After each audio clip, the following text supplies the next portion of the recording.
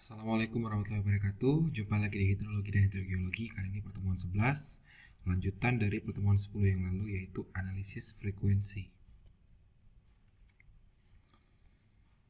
Minggu lalu sudah belajar tentang analisis frekuensi. Kita belajar tentang periode ulang, probabilitas, dan risiko. Dan minggu ini kita melanjutkan analisis frekuensi dalam distribusi probabilitas kontinu.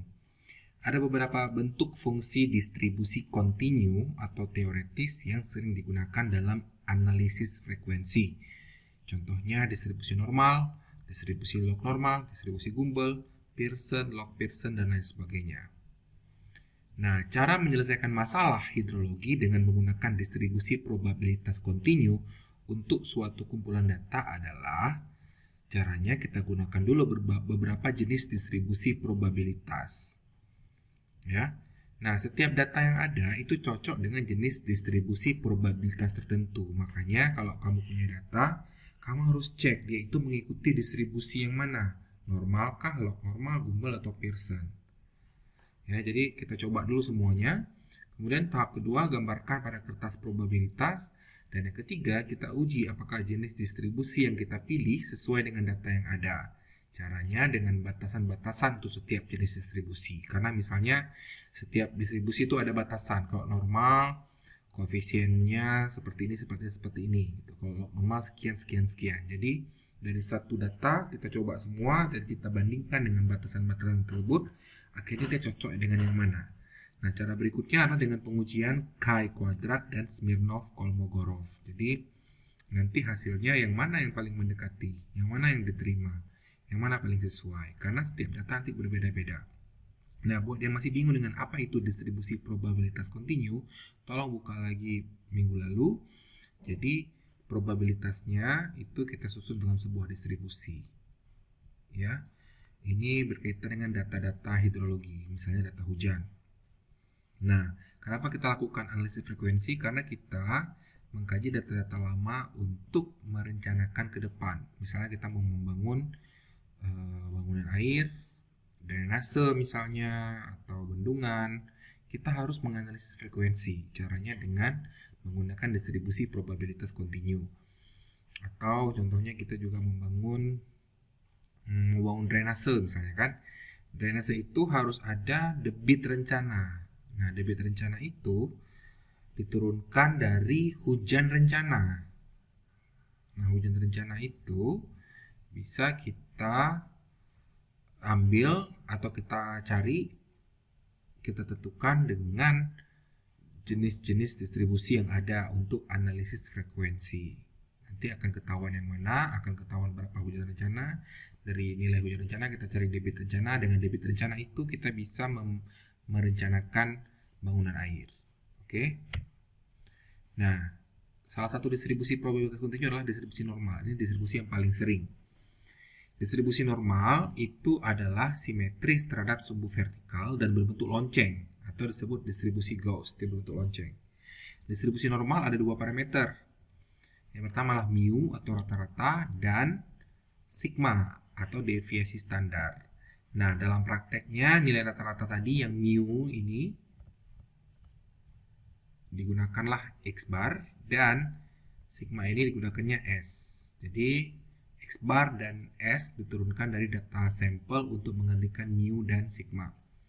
Distribusi normal adalah simetris terhadap sumbu vertikal dan berbentuk lonceng.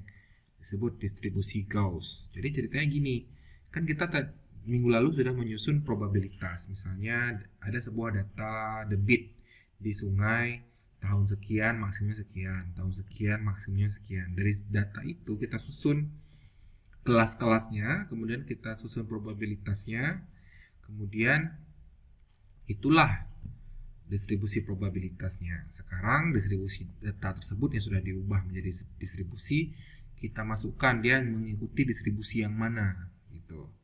Ya, kita coba untuk distribusi normal dulu.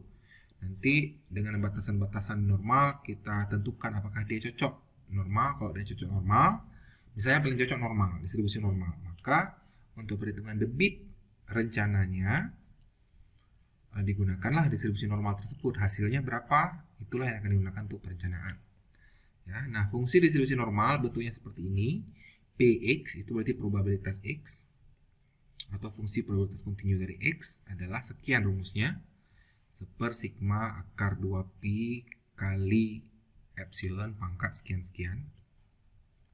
Nah, variabel X ditulis dalam bentuk berikut.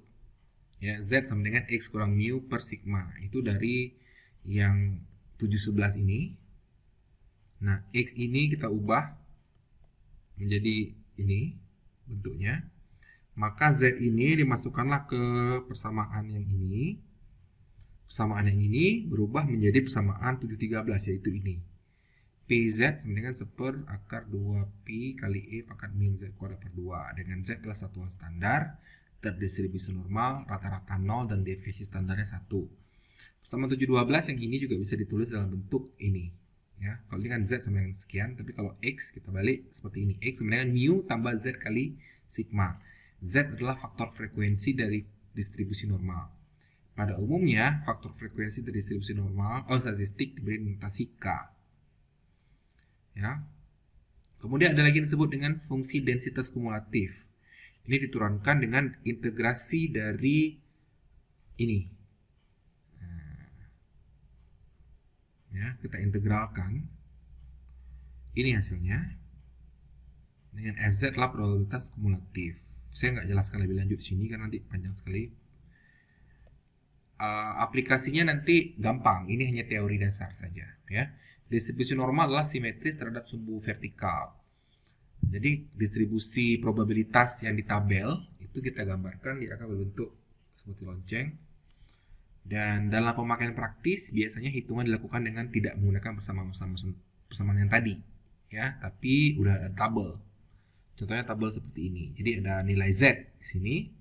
Di sini adalah 0,0 sampai 3,4 dan di sini adalah 0,00, 0,01, 0,02. Nah, nanti kalau ada Z-nya, misalnya Z-nya adalah 1,01, maka di sininya 1, di sini adalah 0,01. Jadi kalau mau tahu Z, kalau Z 1,001, 1,01, maka nilai FZ-nya adalah ini 0,8438. Oke, jadi ini untuk membantu kita menyelesaikan kalau kita mau mencari distribusi normal dari suatu data.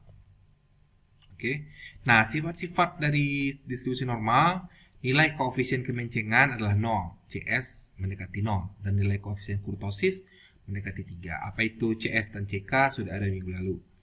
Selain itu ada sifat-sifat distribusi frekuensi kumulatif adalah probabilitas terjadinya X bar dikurangi deviasi adalah 15,87%. Kalau populasi pada probabilitas terjadinya X bar adalah 50%. Nah, kalau X bar tambah taruh deviasi, probabilitasnya adalah 84,14%. Ini semua parameter digambar. Dan ini dibaca aja. Nah, itu distribusi normal. Kemudian distribusi log normal. Jadi distribusi log normal itu mirip dengan yang tadi, cuma data di sini, data hujan atau data debit misalnya, itu diubah dulu ke log, baru dicari. Nah, ya, jadi distribusi log normal digunakan kalau nilai-nilai dari variabel random tidak mengikuti distribusi normal, tapi nilai lognya yang normal. Misalnya data seperti ini, Q tahun sekian 500, Q tahun sekian 600, Q tahun berikutnya 550. Nah, data itu kan kita susun dalam sebuah kelas, kemudian kita susun berapa probabilitasnya, kita gambarkan distribusi probabilitasnya di grafik.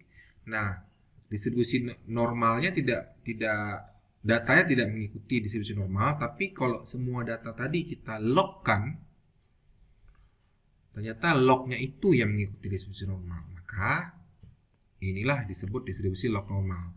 Jadi kita transformasikan data tersebut menjadi seperti ini, Y sama dengan ln X atau Y sama dengan log X.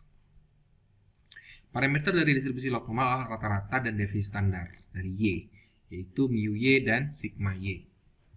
Jadi kan ada nilai X tadi, kalau di distribusi normal kan ada X ya. X itu adalah datanya, data distribusi. Tapi kalau di distribusi normal, kita rubah X itu menjadi Y. Nah, Y itu dari mana ini? Y itu boleh learn dari data asli atau log dari data asli. Nah, rata-rata dan deviasi standar dari Y ya dari ini mu Y sama sigma Y gitu. Dengan menggunakan transformasi tersebut, maka rumus probabilitas X-nya adalah sekian. Kemudian fungsi densitas kumulatif dapat diturunkan dengan integrasi dari rumus yang barusan. Ini hasilnya. Dengan Fz adalah probabilitas kumulatif. Hitungan distribusi log normal dilakukan dengan menggunakan tabel yang sama seperti tabel distribusi normal tadi. Ya, sifat-sifat distribusi log normal adalah ini.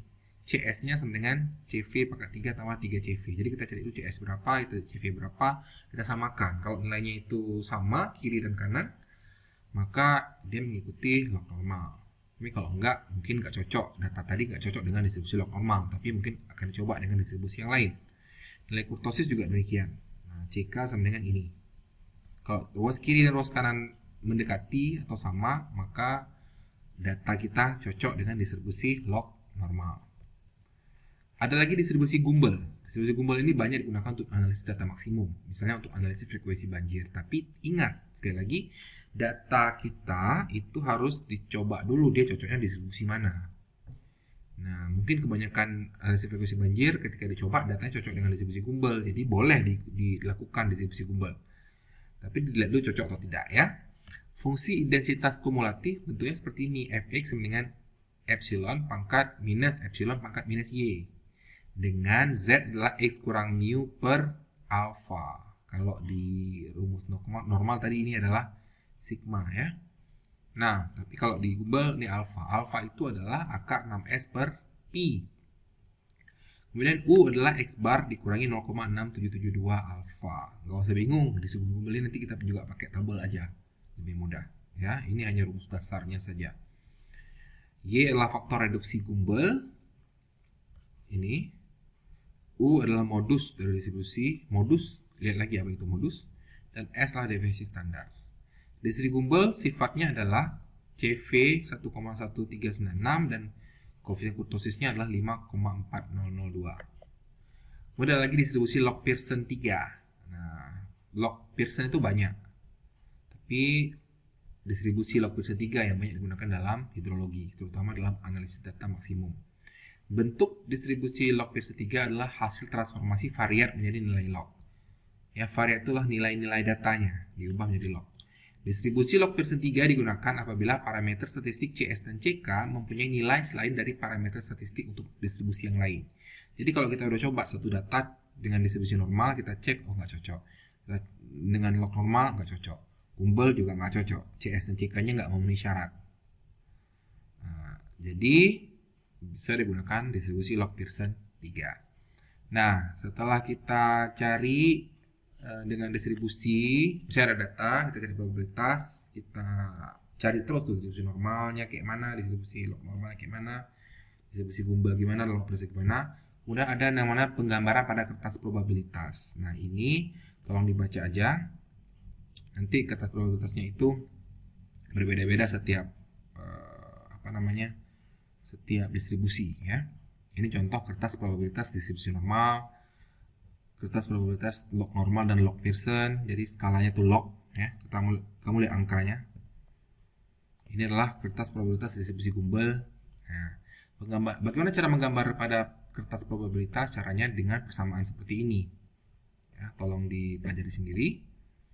Kemudian saya skip yang penggambaran, kita langsung ke pengujian. Jadi kita kan udah satu data tadi, satu data awal, data debit banjir tahunan misalnya. Kita masukkan ke normal, kita masukkan ke log normal, kita masukkan ke Gumbel, kita masukkan ke log Pearson. Kemudian kita uji yang mana paling cocok. Jadi tadi harusnya kita uji dengan rumus syarat-syaratnya ya. Distribusi normal misalnya CS-nya harus sekian, CK-nya sekian. Kalau log normal sekian-sekian dan lain-lain. Nah, itu akan ketahuan yang mana yang cocok. Ya. Nah, tapi nggak hanya berhenti di situ. Nanti mungkin dari 4 cocoknya 2. Kita lanjutkan lagi ke penggambaran kertas probabilitas. Kemudian kita lanjutkan lagi dengan pengujian. Ada uji chi-kuadrat dan ada uji Smirnov-Kolmogorov. Nanti dari 4 data tadi, 4 distribusi, kita cek lagi di sini. Dia distribusi mana yang cocok, ya. Bisa jadi kalau tadi itu dua distribusi A dan B, kemudian ketika kita uji K kuadrat Kolmogorov, B dan C, kesimpulannya yang mana? Jadi kita ambil yang B, karena B dua-dua atau beberapa pengujian masuk, ya. Nah, pengujian ini dilakukan setelah digambarkan hubungan antara kedalaman hujan atau debit dan nilai probabilitas pada kertas probabilitas. Nah, ini nanti tolong pelajari, kalau diperlukan nanti bisa dipelajari lebih lanjut secara mandiri. Ini digunakan nih kalau beberapa skripsi mahasiswa yang tentang pemandian air hujan, tentang perencanaan drainase dan lain-lain, ini menggunakan tes ini. Karena harus meramalkan debit rencana dan mencari distribusi mana yang cocok dengan data yang ada. Ya. Nah, contoh aja misalnya ada sebuah persoalan ya, ada sebuah data.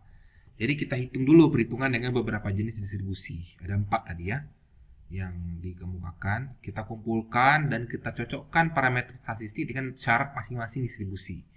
Contohnya, setelah kita cari data itu dengan normal, syarat normal seperti ini. Syarat normal adalah X bar plus minus S. X bar itulah rata-rata, S adalah standar deviasi. Syaratnya 68,27. Setelah kita cari dengan hasil hitungan kita, data itu kita masukkan, kita dapatkan X bar plus minus S-nya adalah 57,14. Nah, ini kan nggak sama. Kemudian X bar plus minus 2S harusnya segini, tapi dapatnya segini. Nah, koefisien kurtosisnya dan coolness dan kurtosis ini mendekati 0, ini mendekati 3. Ini 0 dan 3. Nah, apakah ini sesuai dengan normal? Nah, saya kira yang lain dekat ya. Ini dekat, ini ya bisa dibilang dekat. Tapi yang ini agak jauh ya. Log normal, syaratnya seperti ini.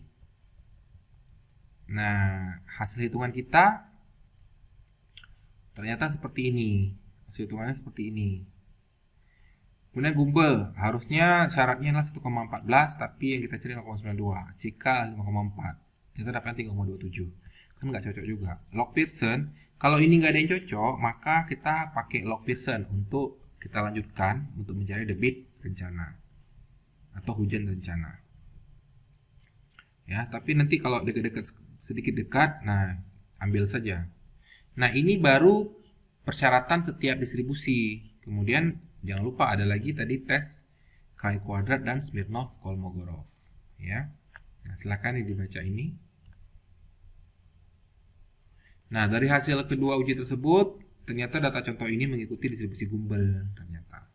Ya, ini saya nggak tampakkan datanya, hanya contoh saja. Kalau di sini sebenarnya Gumbel nggak terlalu dekat ya, tapi ini boleh hampir dekat 1. Ini 3 ke 5 kan mungkin agak terlalu jauh.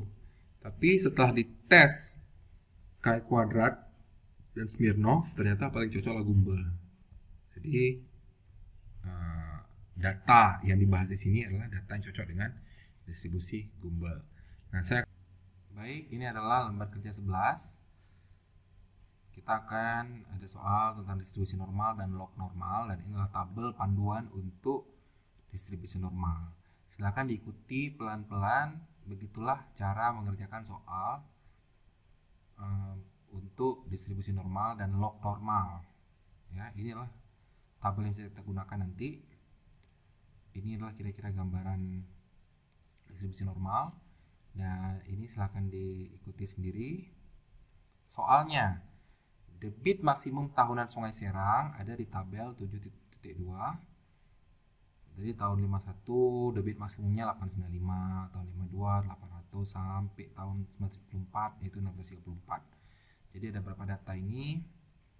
Ada 8 kali 3 24 data, 24 tahun datanya ya. Nah, rata-rata debitnya adalah 660,75 meter kubik per detik dan deviasi standarnya 83,6 meter kubik per detik. Nah, Q rata-rata tentunya kamu cari rata-rata dari semua, dan deviasi standarnya ada caranya ya untuk mencari deviasi standar, tapi langsung dikasih tahu aja bahwa 83,6.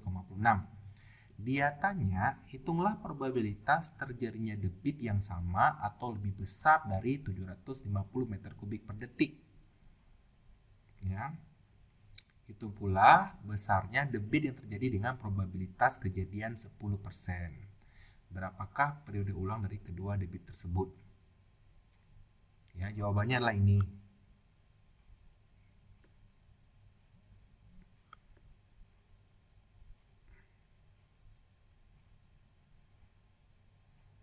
Oh, sorry, ini bukan jawabannya ya. Jadi cara menjawabnya silakan kamu cari Z dulu. Dihitung nilai Z. Z adalah X bar X kurang mu per sigma. X-nya adalah berapa? Nah, X adalah yang dicari 750 ya. Kemudian dikurangi mu. Mu itu rata-rata. Mu-nya adalah ini. Kemudian sigma ini adalah S ya. Itu 83,6. Nah, silakan kalau masih kurang ini silakan dibaca lagi di sini. Ya. Dapat nanti nilai Z-nya berapa. Sudah ketahuan Z-nya berapa, cari FZ-nya di tabel. Misalnya anggaplah itu 1,13. Berarti kamu harus lihat sini. Ini kan 1,1 sama 0,03 ya kan? Dijumlahkan kan 1,13 kan penjumlahan dari 1,1 tambah 0,03. Jadi nanti dapat FZ-nya adalah ini. Ini yang dinilai di bawah dalam inilah nilai FZ. Nanti dapatnya adalah 0,8708. Nah, itu kalau hasilnya 1,13. Tapi yang sebenarnya terjadi silahkan cari sendiri. Nah, isi di sini misalnya dapat 0,8 sekian-sekian. Nilai ini adalah probabilitas kumulatif diukur dari Z sama dengan minus tak hingga sampai Z sama dengan yang tadi di sini. Isi lagi di sini. Nilai tersebut adalah probabilitas bahwa debit kurang dari 750 meter kubik per detik. Ya, probabilitas bahwa debit kurang dari 750. Sementara soalnya adalah ditanya hitung debit yang sama atau lebih besar dari 7,5.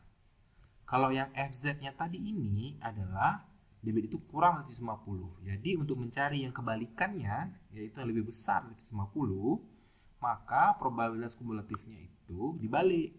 Nah, FZ yang baru adalah 1 kurang PZ. Nah, kalau yang sekarang ini berarti 1 dikurangi, nggak bisa diketik sini ya, 1 dikurangi FZ yang awal di sini tadi. Di sini. Masukkan ke sini sebagai PZ. Nah, FZ yang baru, PZ di sini adalah FZ yang lama. Isi di sini dapatnya berapa? Ketika sudah dapat nilai FZ yang baru, maka kamu masukkanlah di isian berikutnya di sini. Ya, misalnya dapatnya 0,00 berapa gitu. Ya. Berapa persen? Jawab di sini. Nah, itulah adalah kemungkinan terjadinya debit lebih besar pada 150. Nah, isi di sini. Ini adalah hasil dari sini tadi. Ya.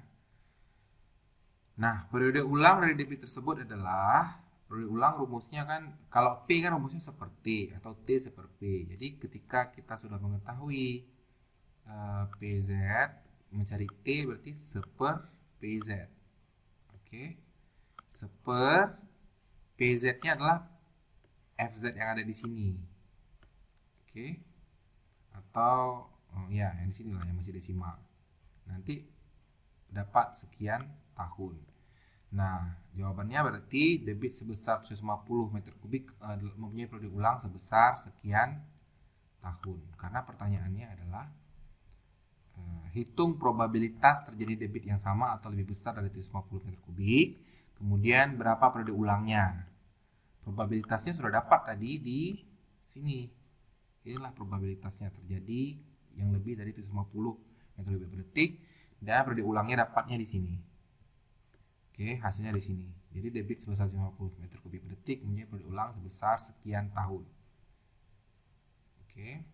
Nah, untuk sekarang pertanyaan kedua, hitung debit yang terjadi dengan probabilitas 10%. Untuk menghitung debit dengan probabilitas 10%, pakai persamaan ini. Jadi 1 kurang PZ itulah 10%. Maka 10% itu kan 0,1. Ya. Atau kita balik rumusnya, PZ sama dengan 1 kurang FZ adalah 1 kurang 0,1, jadinya 0,9.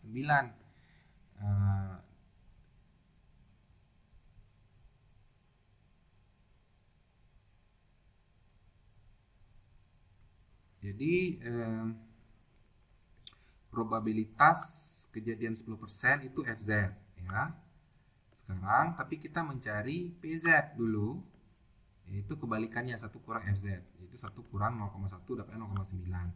Dengan menggunakan tabel 74, untuk nilai FZ-nya adalah 0,1, didapatkan Z-nya berapa? Lihat di tabel. Di sini kita harus ada 0,9. Di mana 0,9 di sini? Nah, yang paling dekat 0, sama 0,9 adalah ini. Nah, ini kan 0,897. Kalau ini lebihnya 0,0015. Kalau ini kurangnya 0,0003. Jadi lebih dekat ke sini daripada ini. Jadi ini. Ini berada di mana nih? Berada di 1,2 ditambah 0,8. Berarti 1,28. Ya, berarti Z-nya adalah 1,28. Dengan menggunakan persamaan 712, untuk Z sama dengan 1,28, mu-nya yang diketahui di soal dan sigma yang diketahui di soal, dihitunglah nilai debit. Diketahui probabilitas 10%, ditanya debitnya berapa. Jadi di sini diketahui ini adalah probabilitas, ini adalah Z ya. Ini rumus 712. Iya, 712. Rumus 712 ingat, rumus 712 adalah ini. Nah, Z-nya kita dapat di tabel tadi barusan, yaitu 1,28. Nah, X itulah debitnya. Kebetulan di soal itu debitnya adalah yang ditanya. Ya, ini rata-rata, ini akhirnya dibalik rumusnya. Di sini adalah 1,28. Nah, dapatnya berapa di sini? Gunakan kalkulator. Nah, jadi besar debit dengan probabilitas kejadian 10% adalah sekian meter kubik per detik. Periode ulang dari debit tersebut adalah, periode ulangnya, ingat, periode ulang T per PZ. Ini 1 per 0,1. Kan tadi 10%. Ini 10%. Maka 0,1. 1 bagi 0,1 10 tahun. Jadi, debit yang ini akan terjadi 10 tahun. Periode ulangnya 10 tahun. Jadi periode ulang untuk debit dengan probabilitas 10%, yaitu debit sebesar Q sama dengan yang ini, pindahin aja ke sini, adalah 10 tahun. Nah, soal nomor 2 sama seperti yang tadi, cuman disuruh cari pakai distribusi log normal. Nah, yang ini, soal nomor 1 tadi, kita langsung nyari dengan distribusi normal caranya, tapi sebenarnya belum kita buktikan apakah datanya cocok dengan distribusi normal atau enggak. Kita nggak tahu. Kita cari aja karena itu petunjuk soalnya. Tapi nanti kalau pada perhitungan yang sebenarnya di lapangan, di pekerjaan kamu misalnya, atau di tugas akhir, nyari dulu seperti ini boleh. Nanti dicari yang mana paling sesuai. Akhirnya dicari Q dengan normal berapa, Q dengan log normal berapa, Q dengan ini berapa, Q dengan log Pearson berapa. Akhirnya dites yang mana paling cocok datanya. Ternyata datanya cocok dengan normal misalnya, berarti Q yang diambil adalah Q yang di distribusi normal, walaupun semuanya udah dicari gitu. Nah,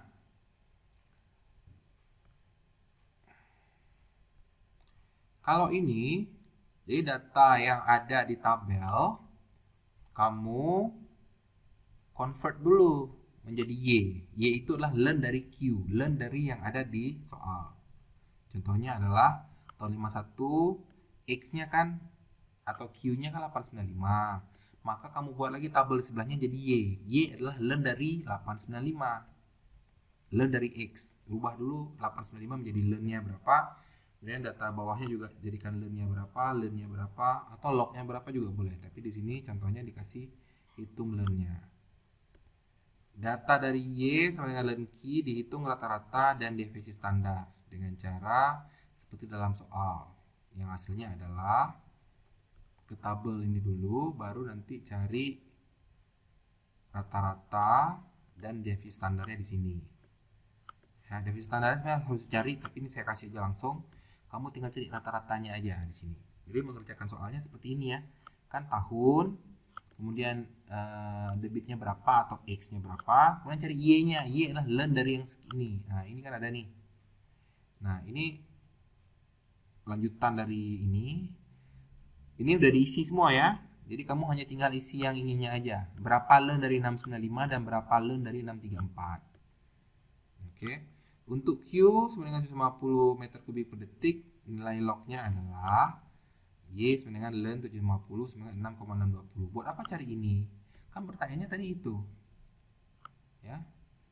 Berapa? Kita kembali lagi ya.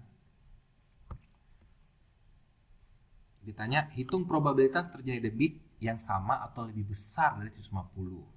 Karena kita lagi pakai log normal, maka 750 yang jadi soal ini dirubah dulu menjadi len. Seperti datanya. Nah, rubah dulu nih. Jadi Y sama len dari X. X-nya 750. Ternyata dapatnya 6,620. Oke.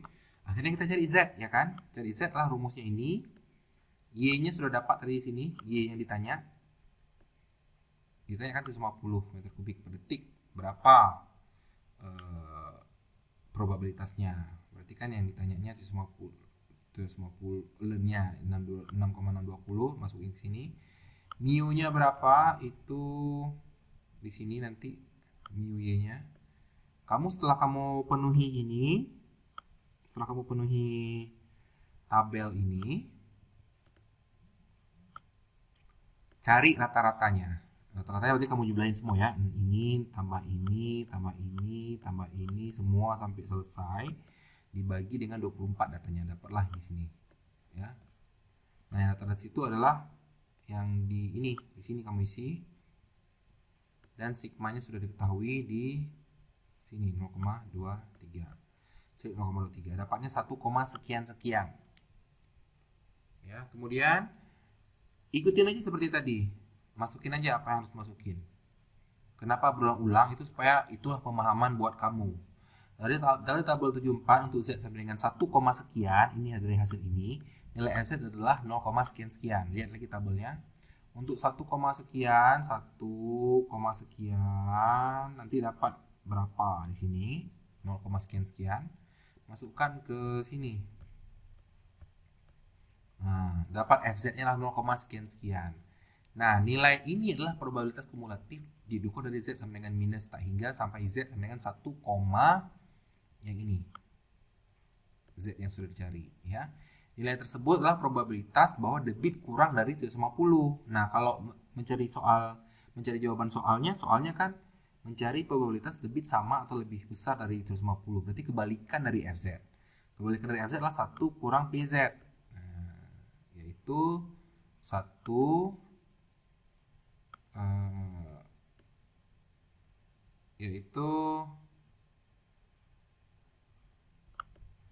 Nah, PZ di sini itu adalah FZ yang lama. Kita kan sini mencari FZ baru ya. 1 kurang PZ, 1 kurang yang dapat di sini berapa?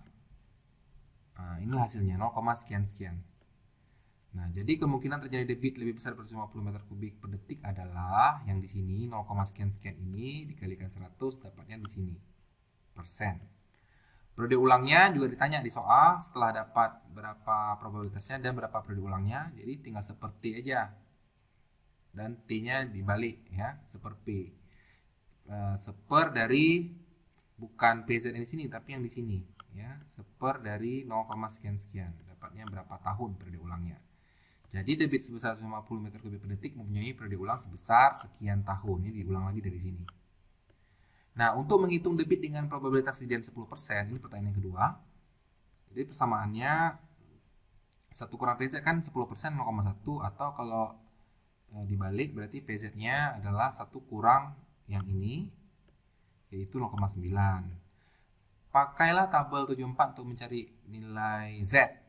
FZ-nya diketahui 0,9, Z-nya berapa? Saya kira sama seperti distribusi normal tadi ya, 0,8997. Dengan menggunakan ini 0,97 berarti 1,28 harusnya. Dengan menggunakan persamaan 712 untuk Z sama dengan Z-nya yang ini, diulangi lagi di sini, mu sekian dan sigma sekian, maka dapat nilai Y-nya berapa? Nah, ini Z-nya taruh di sini, nilai Z yang dapat di tabel tadi. Dibaliklah rumus ini, dapatlah Y-nya berapa. Setelah kamu dapat Y-nya berapa, jangan lupa Y itu kan ln dari Q. Kita kan ditanya berapa Q-nya.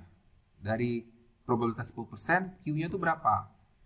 Nah, jadi Y kan sudah diketahui dari sini, yaitu 6,6434. Ini langsung ketahuan di sini ya. Kalau salah kamu nyari berarti ada yang salah di sini. 6,6434 itu adalah ln Q. Kalau mau cari Q-nya bagaimana? Tekan inverse dari ln di kalkulator ya. Inverse dari ln, masukin 6,6434, dapat Q-nya berapa. Jadi besar debit dengan probabilitas kejadian 10% adalah ini hasilnya nih. Nah, langsung ketahuan situ. Jadi kalau ada yang salah, kamu nyari dengan kalkulator yang salah, bukan segini, berarti ada kesalahan. Tolong dicek lagi. Periode ulangnya 10 tahun sama. Ya. Periode ulang dari mana tahunya?